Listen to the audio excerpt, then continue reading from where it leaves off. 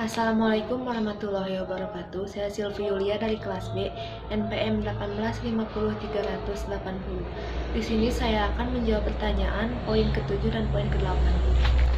Pertanyaan pertama, sebutkan fungsi bahasa Indonesia dalam kedudukannya sebagai bahasa nasional dan bahasa resmi. Sebagai bahasa nasional, bahasa Indonesia tidak mengikat pemakainya untuk sesuai dengan kaidah dasar. Bahasa Indonesia digunakan secara non-resmi, santai, dan bebas. Dan ada beberapa fungsi dalam bahasa Indonesia berdasarkan kedudukannya sebagai bahasa nasional. Yang pertama, bahasa Indonesia sebagai identitas nasional. Yang kedua, bahasa Indonesia sebagai kebanggaan bangsa. Yang ketiga, bahasa Indonesia sebagai alat komunikasi. Dan yang keempat, bahasa Indonesia sebagai alat pemersatu bangsa dalam perbedaan suku, agama, ras, dan adat istiadat. Lalu, ada fungsi bahasa Indonesia dalam kedudukannya sebagai bahasa resmi. Yang pertama, bahasa resmi kenegaraan. Yang kedua, bahasa pengantar dalam dunia pendidikan. Dan yang terakhir, ada alat penghubung pada tingkat nasional serta kepentingan pemerintah.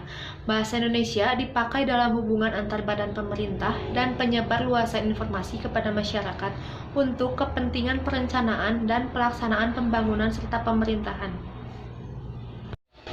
Pertanyaan kedua, sebutkan dan jelaskan mengapa kita harus bangga memiliki bahasa Indonesia. Yang pertama, beberapa pertemuan dengan parlemen negara ASEAN, para delegasi Indonesia telah mengusulkan agar bahasa Indonesia menjadi bahasa resmi di ASEAN. Kendati belum semua negara anggota ASEAN menyetujui hal tersebut, hal ini layak diperjuangkan. Yang kedua, bahasa Indonesia memiliki 91.000 kosakata dan punya strategi gramatikal untuk menciptakan kosakata baru.